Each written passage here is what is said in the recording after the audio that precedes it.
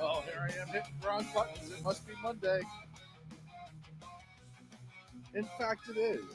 December the 9th, 2024. You're watching The Edge of Liberty right here on the SHR Media Network. Thank you so much for joining me today. You can also find us on KLRN Radio. We got a lot to talk about. It's been, man, what a weird couple news days. There's a person in custody right now. Talk about that a little bit. Involved with the United Healthcare assassination of the CEO. But let's start with Daniel Penny. Much to everybody's surprise, but most people who are at all normal are happy about it. Daniel Penny was found not guilty today by a jury of his peers in New York City. Both counts gone. It's over. It's over. He was accused, essentially, of using too much force when he was trying to detain or stop somebody who was believed to be a threat on a New York City public transit system, the train. The man eventually died. They tried to say it was as a result, and that it was, everyone knows the story. I'm not going to sit here and go over it. But what's driving me crazy is the judge dropped the first charge last week. It got all hokey. He started doing stuff that he shouldn't have been doing, the judge, which I immediately was like, oh, he knows. He knows they're not going to be able to get a conviction out of this. By the way, if you're in chat, welcome. Thank you. Please say hello. But they knew. And they knew because, like I said before, this was the most ridiculous case that you could think of. But the father took zero time, didn't hesitate for a second. Jordan Neely, the father of the guy who died in the train. And I won't say was killed. AP, some other places, the way they're phrasing this, man choked to death by train. Suspect was found not guilty. Well, first of all, he's no longer a suspect. Once he's found not guilty, he's just not responsible. But his father and his family, who ignored Neely's criminal past, his mental health struggles, I believe there was narcotic struggles as well. This guy was out in the street. He was a problem. He'd been arrested numerous times, drug and alcohol abuse, and his family had nothing to do with him until they could make money.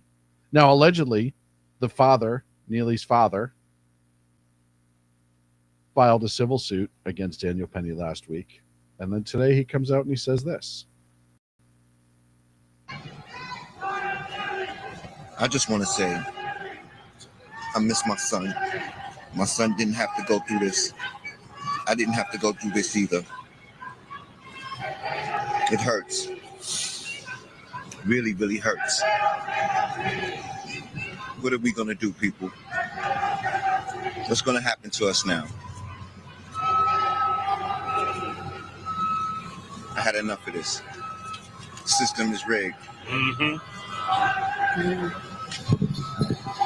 Come on, people. Let's do something about this. Let's do something about it. Let's do something about this. Yes, I agree. Let's do something about it, but I don't think it's the same way that they had in mind. How about we start, I don't know, keeping people in jail for the appropriate amount of time? How about we start forcing counseling when people have ongoing criminal issues? They keep ending up in court. We know they have mental health issues because that's usually one of their first defenses. We know they have drug issues. We know. So why don't we do something for that versus just letting them walk around free? You're right. Let's do something. That's not what Neely's father was talking about, though, when he said we need to do something. But that's what the problem was here. The city of New York, and it's not just New York. This happens all over the country. There are so many people in need of mental health care that are strolling around the streets. And I know, I'll go back. I've said this before. I'll say it again. I do believe that Reagan back in the 80s, when he got That's right. institutions, made a huge mistake. And by the way, in this modern day and age, don't let them, when they talk about mental health and institutions and bringing them back or whatever, don't let them scare you into the days of past where people were chained in a brick dank room for 100. It's 2024. We can do it with dignity and compassion, but it needs to be done. They're trying to make this seem like Daniel Penny got on that train looking for somebody to choke out, that he was out of control, that this wasn't the first time. They're phrasing this like this is an ongoing issue. Neely's the one that got on the train. Neely's the one that threatened people's lives. Neely's the one that said somebody's going to die today. He said to Daniel Penny, "You're going to die today." I believe that was the exact quote. Neely was clearly the problem here, not the Marine who was worried about the well-being of himself and others around him. A very normal human reaction, believe it or not. Caring about your fellow person does not make you a monster. He was not a peace officer. There was not a peace officer present. So he doesn't have to follow the same steps that a peace officer has to with use of force. He went with what he felt was reasonable at the time to stop a threat. And, by the way, plenty of people on the train were thankful for him. This wasn't an out-of-control vigilante running around the streets like Batman, looking for people to beat up. He was just a guy who was put into a situation, but a guy who wanted to do the right thing and did do the right thing. How many times have we seen videos on public transit where people are going out of their mind, out of their gourd? Nothing gets done, and then that person who's losing their mind starts assaulting people or hurting people or whatever. It's all the time. If you've ever ridden mass transit in any city in the last 15 years, you've seen it. Or you've seen the potential. Daniel Penny did what most normal people would have done 20 years ago without thinking twice about it. He stopped a threat. And I guarantee you, it wasn't like he was excited to do it. If you've ever had to step in, and I've lived my whole life in big cities, so it's happened to me a few times. If you've ever had to step into a situation of public where somebody's acting out of pocket or acting a fool or potentially acting a fool, and you see that it may affect other people, and I'm not claiming I've done some heroic stuff, nothing like that, but even just to say, hey man, that's enough. Your first thought is not, haha, it's my time to shine. Your first thought is, shit, I don't want to do this. All right, it's got to get done. And I know there are thousands of other people out there that have done that. And sometimes it's as easy as like, hey man, walk away. Or something along those lines. Or in Daniel Penny's case, it was an extreme situation that needed to be confronted. But then, after a jury of his own peers, and if you go through the jury breakdown, I have it here somewhere. It doesn't sound like the most conservative group of people. We saw the artist rendition with one person wearing two masks. Jury number 1, a marketing communications rep for a nonprofit art agency.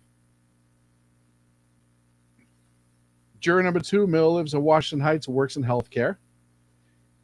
He's never seen a disturbance while riding the subway. Juror number 3 is a computer programmer from the East Village who was originally from Atlanta. Juror number 4 is a lawyer. She has witnessed outbursts and has felt personally targeted on the train. Juror number 5, a retiree from the Upper East Side who said the selection process said he rides the subway once or twice a week and has witnessed outbursts and felt personally targeted but hadn't called police. He had also sat on 2 grand juries before in New York. That's interesting in itself. Number 6, a retired librarian from Morning Heights near Columbia University, served on a jury a decade ago. Her daughter was assaulted in Times Square. She's never once felt any issue on the train. Juror number 7, a man from the Upper West Side who rides the subway regularly, has never been harassed on the rail system. Juror number 8, East Village woman from the Ukraine who came here 45 years ago. She's a retired journalist. Said that she does not ride the subway as much as she used to, but has never had any issues. Juror number 9, a woman from Nebraska living in the Upper West Side. She survived a street mugging. She served on 2 prior juries and has witnessed outbursts on the train.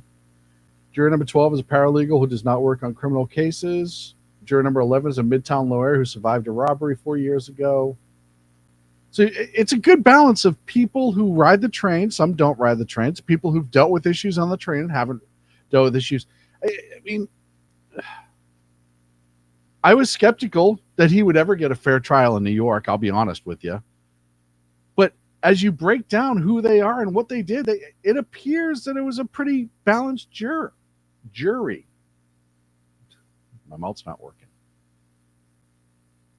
But then comes the outrage, because we always have to have outrage. This is, I think his first name's Hawk Newsom. And he's some activist. I don't know who he's from. But this is him right after what you can see Neely's dad right behind him. This is him right after. We need some black vigilantes. That's right. People want to jump up and choke us and kill us for being loud. How about we do the same when they attempt to oppress us? Right. I'm tired. That seems reasonable, doesn't it? That seems reasonable. Again, framing this like Daniel Penny was out there to engage with and be a hero. He wasn't. I think he was going to college. He had his backpack on. He was going to school. He was minding his own business. Neely wasn't just being loud. He was threatening people on a crowded train. You see how the baiters and the hustlers take advantages of these moments?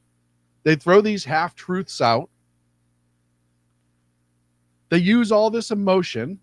And what does it do? I'll show you what it does, because this was like a minute later. Wait, Joe, wait. All right, hold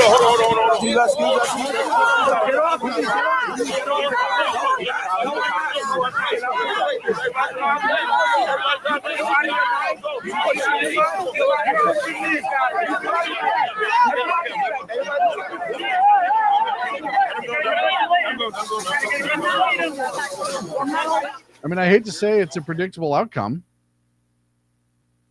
but it's a predictable outcome. This is what happens when you stoke fears, when you tell lies and mistruths, when you exaggerate the situation, when you make it untrue. We need black vigilantes. Okay, against who, though? Just white people? Daniel Penny didn't go after Neely because he was a person of color. He went after Neely because he happened to be the only person screaming on a crowded train and threatening to kill people. He happened to have a different color paint job, as the great Lonnie Poindexter puts it. But this is profiting off a tragedy. And it is a tragedy. Is it sad that a person had to die that day on the train? Yes, it is. It's sad anytime somebody has to die. It is. It's a tragedy. And that should not be lost. But it's also a tragedy when that person's name is used for profit, when the lawfare system reacts to protesters versus what the law is and what the evidence suggests. That's a tragedy too. Daniel Penny's life is forever changed. That's a tragedy. It's amazing to me to think, to phrase this, like Daniel Penny was just out looking for trouble with his backpack at 9 in the morning going to school.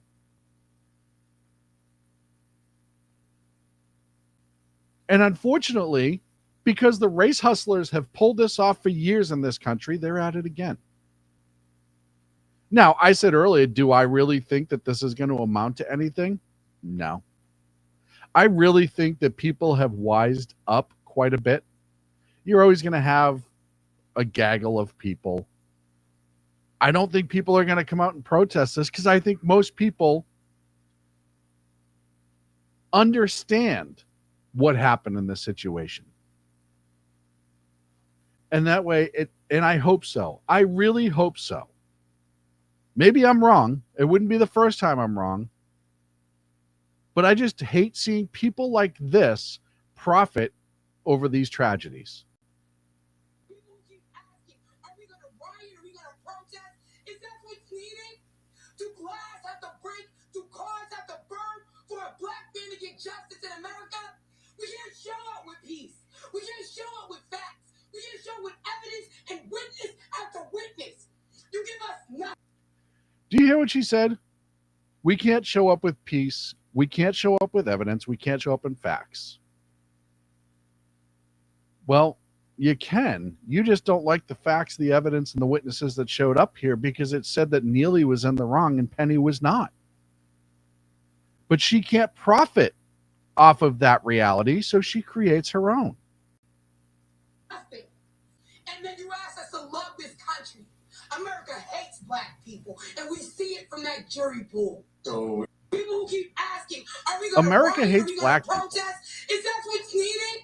How? Do glass have to break? This Do wasn't- cars have to burn for a black man to get justice? This is what in I America? don't understand, and I know I'm up against a break. I'll tell you, if this role was reversed, they would be absolutely furious, and I would be too, that it was a black man that got arrested for stopping a crazy white person. And I'd be just as mad because it would be wrong just the same. You can't turn around in a situation where somebody steps up and does the right thing and repeatedly turn them into the bad person. We lose fabric in our society when this happens. These people are delusional. You think they care about Jordan Neely? No. That's what they cared about. They're on national news. That's what they cared about. They're staying relevant. That's what they care about. They don't care about the people dying, and we know that. It's infuriating. It's sad. It's ridiculous. It's time for a break right here on the SHR Media Network. When we come back, I think I might talk about Syria, and then I don't know, maybe I'll get to Luigi. We'll see. I'll just, it's Monday. Be right back on the SHR Media. Conservative media done right. You're listening to the SHR Media Network. Freedom. One nation in all of human history was built on that bedrock. Ours. A republic of the people, by the people, and for the people. Self-government requires freedom, just as freedom requires an individual willingness to self-govern. Freedom has made America exceptional, but it can only last as long as you and I seek the good, as expressed by the laws of nature and nature's God. It can only last if you and I choose to act as people of character. Forging character has been the pursuit of Hillsdale College since 1844.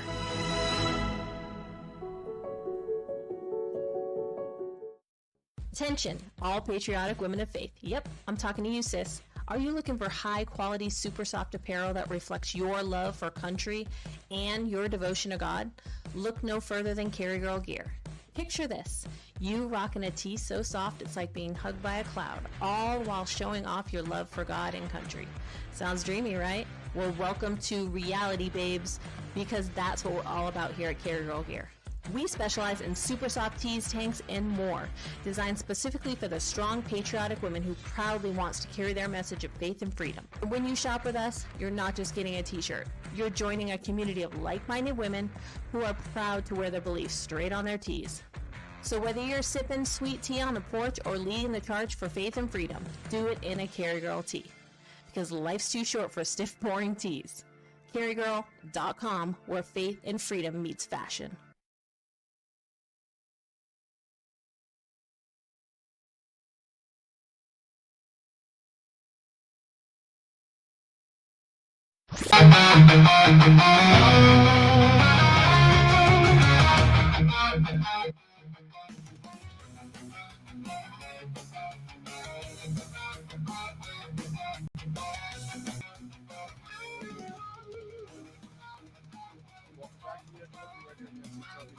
Thank you so much for joining us. Look, please like, subscribe wherever you're watching from. Go before you see the chat. If you're on X, you get a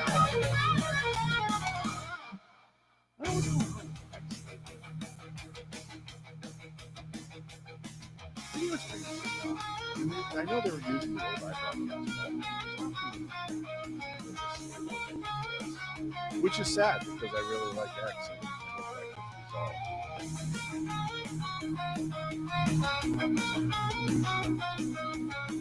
So I want to tell you guys about something. And I am not, believe me, I am not paid by these folks, and this is not a paid endorsement. But I started it last year, and it's something that I keep, and it's something that I recommend to you, the listener. We just see technology really jacking, people using technology for bad things, swatting and all this other stuff, right? And I joined Delete Me last year, and I'll tell you, man, I get these monthly updates for everywhere that they check, everywhere that they've removed my information from. The data brokers have sold. And again, this is not paid. This is me just singing their praises.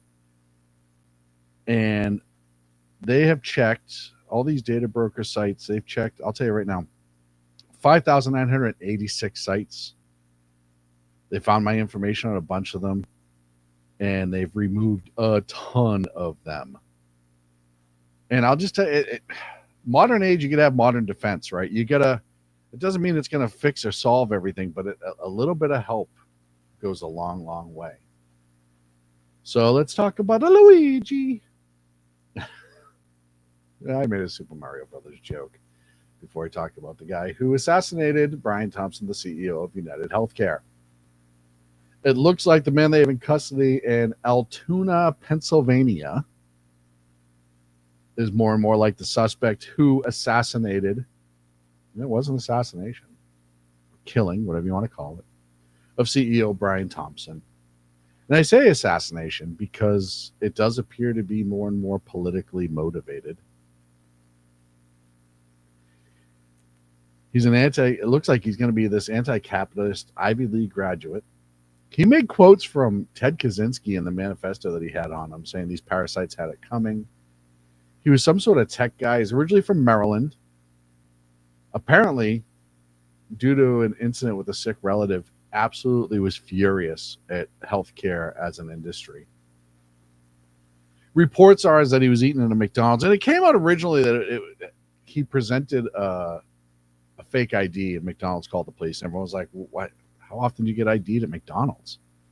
My first thought was like, well, maybe he like presented a credit card that was weird, and they just asked for an ID to verify it, and it wasn't him. But apparently, it was just somebody who was in there, like a retiree, was sitting there having a cup of coffee and saw him and recognized him from some of the pictures and called the police, and police arrived, and the guy had a whole bunch of stolen IDs on him, and they eventually found a firearm and a couple other things, and including the manifesto. So without saying officially it's the suspect, this is most likely the suspect. It doesn't have to be an FBI clue for you to figure it out. He was last living in Hawaii. He apparently was a huge fan of Ted Kaczynski.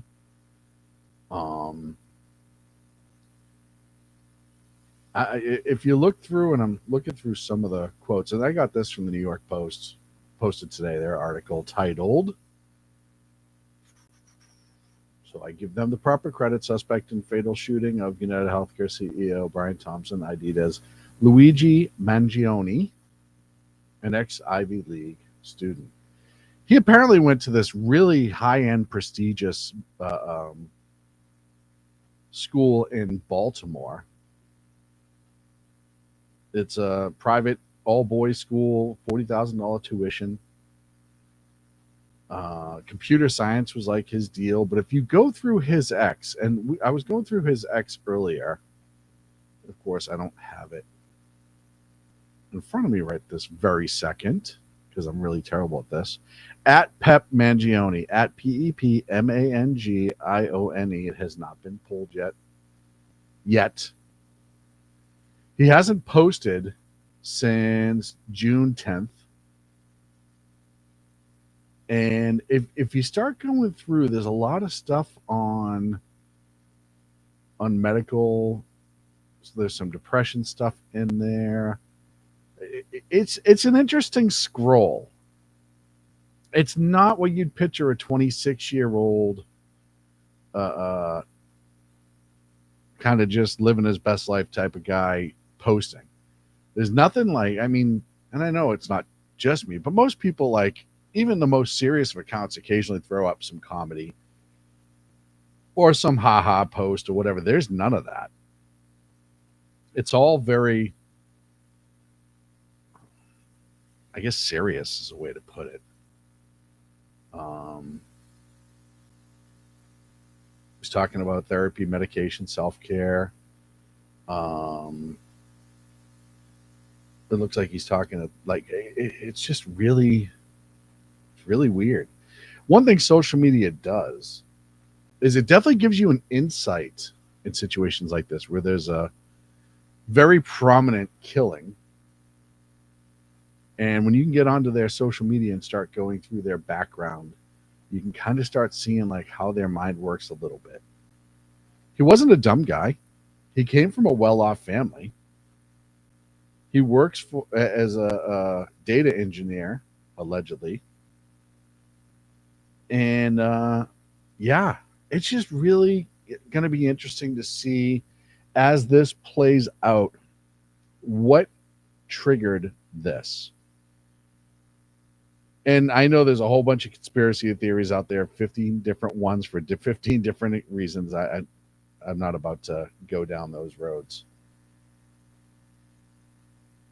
I legitimately thought that his background would be somewhat different.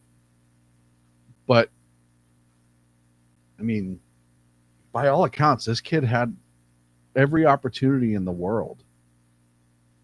Education-wise, experience-wise. He was living in Hawaii. He was working making decent money.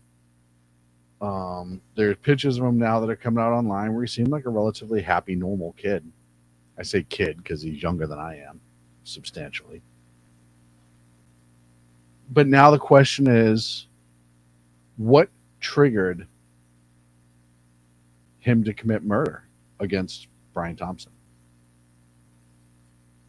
Obviously, that's what everybody wants to know. I know his 2.5-page manifesto is, well, hopefully we'll see it at some point, because I think that'll give you some insight too. I'm still blown away with the amount of people that celebrate this murder. And I said before, I think I said this Friday, I get that a lot of people are angry at the healthcare industry. I am too. The healthcare industry is a mess, and it needs to be fixed. They do a lot of dirty things. I'm dealing with it. I'm dealing with it. You know, I've told this story, and I probably told it on here, and I'll tell it again. When I got injured last year, I had what I thought was pretty damn good health insurance. Paid a lot of money for it. And I've always been a big believer that I'd rather pay more money each week up front, so if something happens, the burden on me is less. And that used to be the way. But my last surgery, because of co-pays and deductibles and everything else, has cost me like $7,000. And a lot of the stuff that I had to get, I had to fight for. So much stuff was denied. And unfortunately, I may be looking at 2 more surgeries, so who knows? So I get why people are upset. I understand why people are upset. And government's just as much to blame for what the healthcare industry does to regular people, because they're not doing anything to fix it. And that really should be the core of the argument that comes out of this. Instead of celebrating, look, guy had a wife and 2 kids. Yeah, I mean, maybe he was a monster, but he was a monster within the rules that he was allowed to play in. And it's sad how many people have died because United Healthcare has denied so many claims. I agree. And I think that they should be held accountable for that. I think that they should be absolutely split up. I think that we need to start looking at the monopolization of the healthcare industry like we did with the cable company in the 80s and other things. All of that I'm on board with. We can't just go out and kill people. And then we can't celebrate it as a society. We have to maintain some sort of law and order in this country. And I'm not saying, I understand the heat of passion. I understand in the moment. I understand a lot of things. Look at the Daniel Penny case compared to this. Daniel Penny was in a case where he was thrust into a situation and had to react. This was a cold-blooded murder of a guy who has 2 kids, whether you like him or not, whether you like his policies or not. This Luigi Mangione is not, he's not a hero. He really isn't. He's a murderer. And I know there's a lot of people who are probably going to argue that that's not very, I don't know, popular of me to say. But I think oftentimes in this society, we have a tendency to blame the people who play within the rules, but not blame the people who make the rules. And the U.S. government makes the rules. That's their job. Why do you think this was put on? Why do you think they passed the ACA? Which, by the way, Obamacare was supposed to fix all this. Remember, we were sold that it would fix healthcare in this country. Nobody would ever have bills. If you liked your doctor, you could keep it. Healthcare was going to be amazing.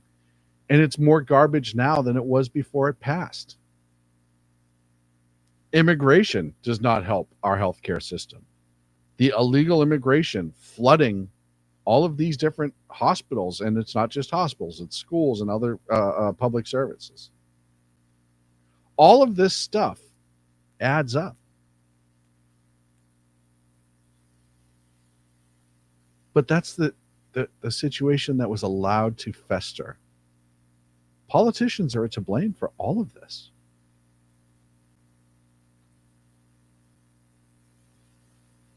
That's just the reality. And you have to understand that. You can be mad at all of those systems, but understand that it's not okay to take somebody's life as a result. And that's something I think we're such a fractured and frazzled society right now with everything that's been going on, that people are out there just thinking this is the greatest thing since sliced bread. It's never okay to just cold blood murder somebody, ever. Daniel Penny's situation, entirely different. And yeah, maybe this Brian Thompson guy was the biggest scumbag on the planet. Maybe. But that doesn't make it right. You want to blame somebody? Blame the government. Lobbyists. All the people who were in positions and make changes. Look at the people who said you couldn't sue any of the COVID-19 vaccination makers and protected them from it. This is who the problem is with. The ones who protect hospitals from being exposed. The ones who protect healthcare companies from being exposed. From drug makers being exposed. And being held accountable, legally accountable through the system. The system's broken. And maybe this Luigi Mangione, maybe he legitimately felt like he had nowhere else to turn. And that's sad too. Doesn't make it right. It doesn't make it right. And this is something that we need to focus on as a society. Much like Neely, who was left behind by the city, who had mental health issues, drug issues, should probably have not have been out on the street that day. The system failed him. But that does not give you the right to just go commit cold-blooded murder. But it does, and this should open the conversation as to why nationally. And expose everything that's been going on. United Healthcare is not a good company. Business-wise, I don't think they're a good company. I don't think they're a moral company.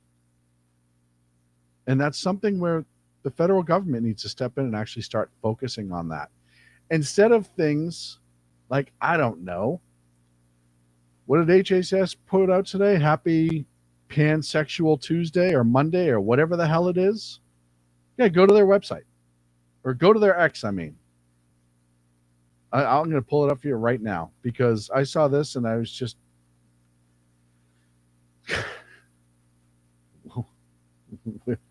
What have we done? Where have we gone? Where is it? I just had it a minute ago. I know I'm up against my last break. But this is the stuff that they are worried about. There it is. Ready for this? Happy Pansexual and Pan-Romantic Pride Day. That's what the government, HHS, Health and Human Services, that's what they're worried about. Take a break. We come back, we'll talk about Syria and wrap up the show right here on the SHR Media Network. Hey, do me a favor. If either one of these appeals to you, cocktail, coffee, I'd appreciate it. If not, just like and subscribe. That's all it takes. Like and subscribe, please. Help us beat the algorithm. Conservative media done right. You're listening to the SHR Media Network. Are you looking for a way to boldly express your faith and love for your country? And check out Seven Armors, the premier apparel company for patriotic men of God, where faith meets freedom in style. Our t-shirts are more than just clothing, they're statements. Bold, stylish, and meaningful. From timeless messages to modern designs, we've got something for every patriotic man of God. Wear your beliefs proudly with Seven Armors gear. Don't miss the chance to wear your faith and freedom on your sleeve. Visit 7armors.com today and join the movement. That's the number 7armors.com. Hello, friends. Do you have a moment so that we may discuss our Lord and Savior Minarchy? No, seriously, I'm just kidding. Hi, my name's Rick Robinson. I am the general manager of KLRN Radio.com. We are probably the largest independent podcast network that you've never heard of. We have a little bit of everything, and by that, what I mean to tell you is we have news, pop culture, special events, conspiratainment, true crime, mental health shows, drama productions, and pretty much everything in between. So if you're looking for a new podcast home to grab a little bit of everything that you love all in one place, come check us out. You can find us on X under @KLRN Radio. You can find us on our Rumble and our YouTube channels under the same names. You can also find us at KLRNradio.com and pretty much every podcast catcher known to man. So again, feel free to come check us out anytime you like at KLRN Radio.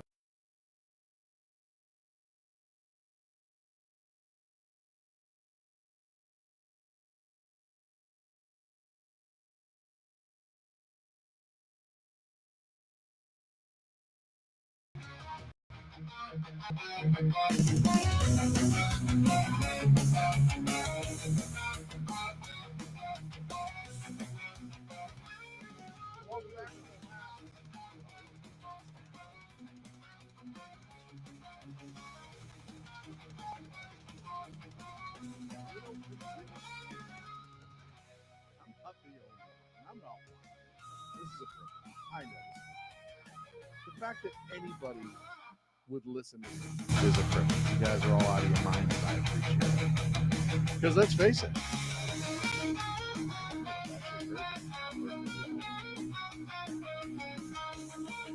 And I thank you from the bottom of my heart for hanging out with me. For those chiming into the comments. My section was a little quiet today. Y'all slow on Monday. Normally, somebody's already made fun of my mother and my head by now. And usually that's just people that like me.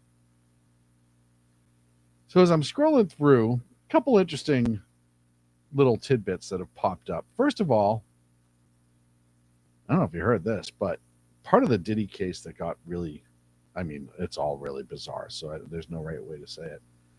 But allegedly, Jay-Z, Beyonce's husband, I think, was accused of sexual assault for a 13-year-old child with Diddy in 2000, and that's according to NBC News. That's going to be another one of those cases. I hate to say it, it's going to be like Epstein. We're never going to know the truth.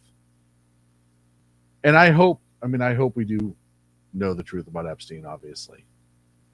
But I just feel like there are so many people that are going to get tied into that Diddy case, man, that they're going to protect a ton. And it's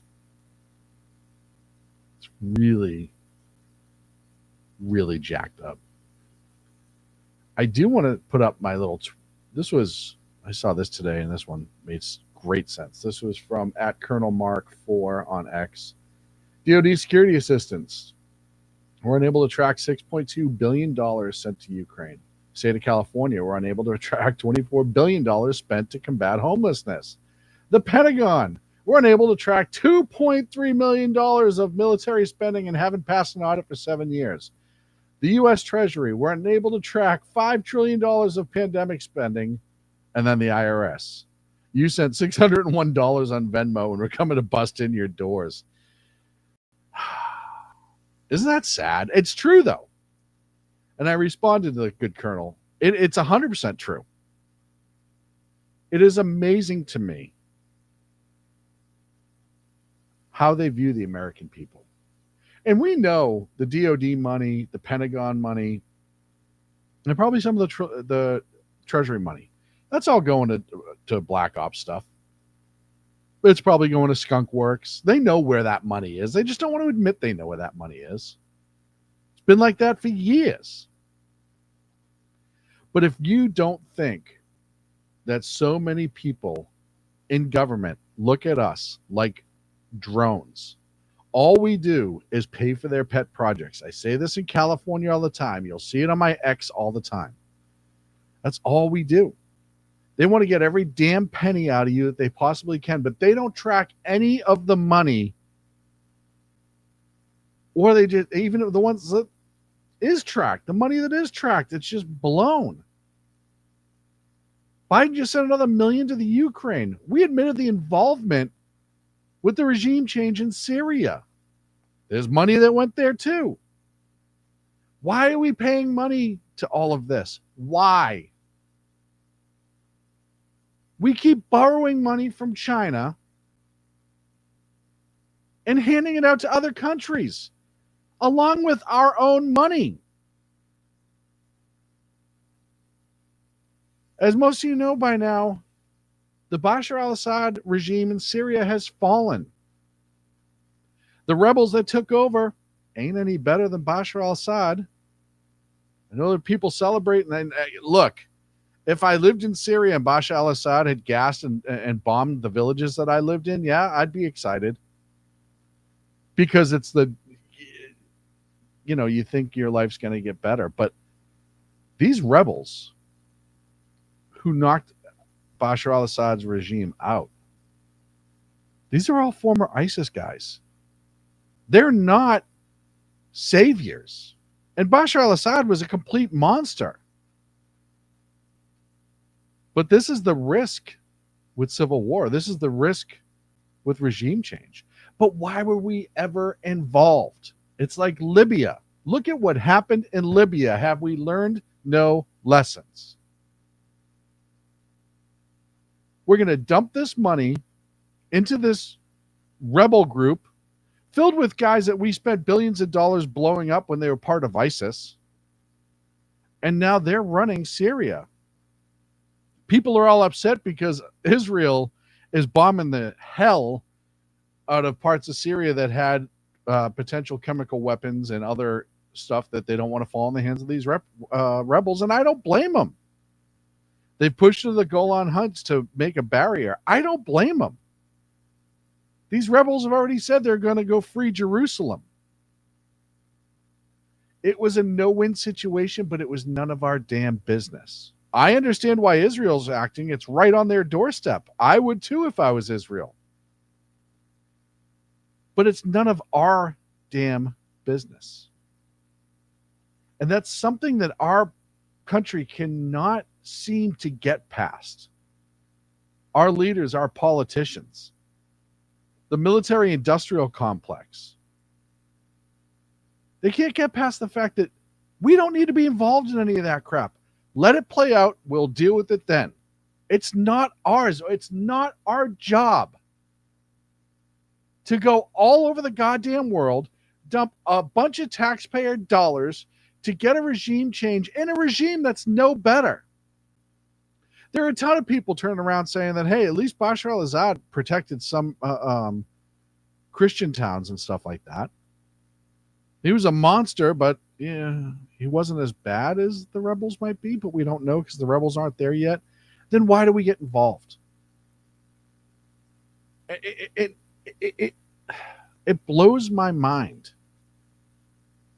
You remember Syria was where we had 800 troops and Trump ordered them removed and they were never removed. And they're still there. Right now, they're still there. Russia couldn't come save them. Iran couldn't come save them. Hezbollah couldn't come save them.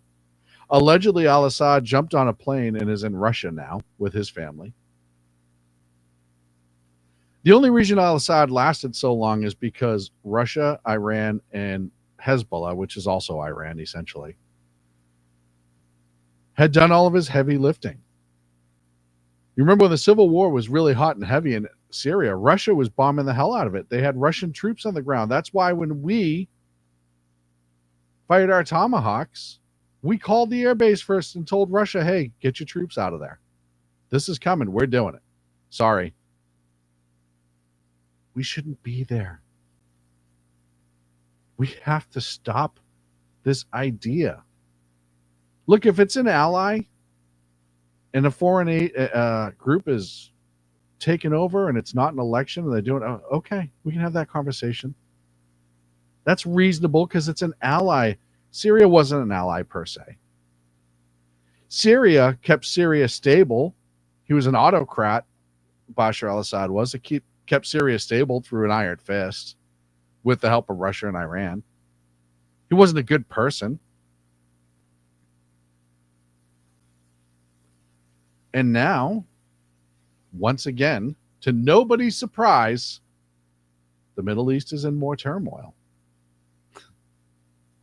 I don't know why anyone's ever shocked when this happens. And I'm not trying to be insulting to the entire Middle East, but there are always going to be countries that are going to be in turmoil in the Middle East. It just is how it is. If you understand the history and the breakdown of the Middle East, and you understand how there are groups that are just sworn to kill each other, and they hold on to those religious ideologies more than anything else, you're going to constantly have some places at war. That's just how it is. Maybe it'll change someday. It hasn't changed in a couple thousand years, right? We need to stop sinking money into stuff like this. We need to stop being involved. We need to stop playing kingmakers. If you don't understand how the term Banana Republic was invented or why it was invented, look it up. It's because people were playing kingmakers in countries that we didn't belong in because we were worried about bananas. That's not an exaggeration. That's not a joke. I'm not being funny. It's the truth. We've had this history in our country of doing this for years, and it just needs to end. It's dangerous. It's dangerous. Let other countries that are closer deal with it. That's the other thing. Why is it always the expectation, like with Ukraine, that America is going to fix it and fund it and all this? But why? Let the countries right there deal with it. We don't have to like it. We don't have to like the government that's there. As long as they're not killing outside of their borders or committing mass genocides. And yes, I believe when there's mass genocide, there should be an international response. That's different. But this was a civil war. And not only was this just a civil war, but it was a civil war that we encouraged and funded the rebellion to start and continue with and now be successful with. Said bad news for Al-Assad, because if Ukraine was sorted out, he would have had a whole bunch of Russian support. A couple other things before we wrap up the show. I'll show you this. This is amazing. Joni Ernst just finally decided that she wanted to be a conservative for a couple hours again. She posted a picture with Kash Patel, and she's another one who's, you just don't know what she's going to do because she's not really a conservative. She's a Republican in name only, as the saying goes. Kash Patel will create much needed transparency at the FBI.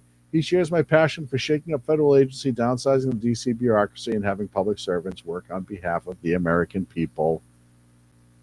Good. Apparently, she knows how to read polling, finally. Apparently, she knows what's good for her politically, because had she not done that, and Hagsett's still on the line, had she not done that, she was in trouble. We just talked about that with Joe Friday night on River Common Sense. She's on the list of hardcore rhinos hiding as Republicans. I hope they start figuring it out. And I've talked about this before, and I'll talk about it again. Politicians need to start figuring it out. Look at what the people just voted for. Look at what the people want. Look at the decisions they're making and who they want to support them and lead them. Did you hear that? That was a weird beep. I don't even know where that came from. Creepy. And act accordingly. Because if you're not, and if you can't do those simple things, if you cannot look at this last election and realize where the majority of the country wants to go, you don't deserve your position of power. See ya. This is a story that made me happy. It didn't make me happy because this woman was victimized. It made me happy because sometimes you just get what you deserve. Defund the Police activist goes viral after begging for help when everything she owned was stolen in San Francisco. The cops didn't do shit. Apparently, she had everything in her U-Haul and it got stolen. And there's not much the police could do about it because it's after the fact and yada, yada, yada. And if you don't know, San Francisco cops have a real staffing issue at this moment. But now she's all of a sudden mad at the police. Well, sorry. You get what you deserve. You get what you vote for. I'm sorry that this woman was victimized, but the trade-off to that is you kind of do shit like this to yourself. How many times do we see the most prominent defund the police, anti-cop groups with egg on their face and something stolen?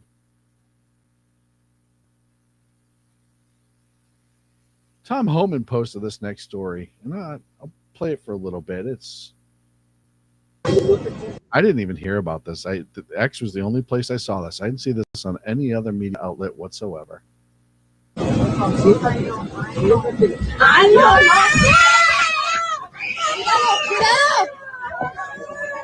This was on a plane, Mexico coming to America. I believe it was a Volaris flight. Not that they're responsible. Where a man tried to take over the plane. I believe it was a male. Yeah, looks like it was a male tried to take over the plane and attack the flight attendant with a pen. Then tried to storm the cockpit. And then try to open the door, which, by the way, folks, if you don't know how those doors work, they don't work the same way. You're not going to slide them open. You could hit the release, but it's different. Either way. And eventually, luckily, people on board stepped in and did the right thing and subdued the man before he could bring harm to himself or anybody else on the plane. It's weird. It's almost like in certain situations that's acceptable, but in other situations it's not. I feel like I was just talking about a story like that. Wasn't I? Maybe I'll figure it out.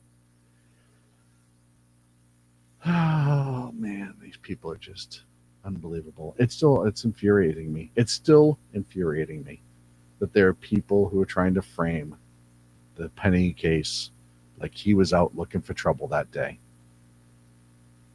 It's just so sad. It's just sad with stuff like this, where we've gone as a society, and the fact that people can make money off of these tragedies like this. Directly. That's going to be it for me, folks. Right here on the Edge of Liberty. Thank you so much. I will be back Friday at 12 Pacific, 3 on the East Coast. Coming up tonight, River Common Sense, 6 p.m.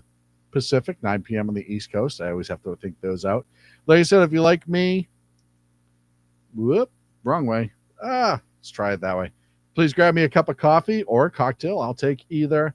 Please like, subscribe, and share. Comment. Do everything you can to tell me what a big jerk I am, and I'll agree with you, and I'll still just laugh at you. Please stick around for KLRN if you're watching through those streams for all of their great and wonderful shows, and check out those folks over there. I hope you have a great week. I hope you have a fun week. The holidays are here. It is time to start enjoying them. I was just saying last night, I did not have the Christmas spirit yet, and I need to fix that.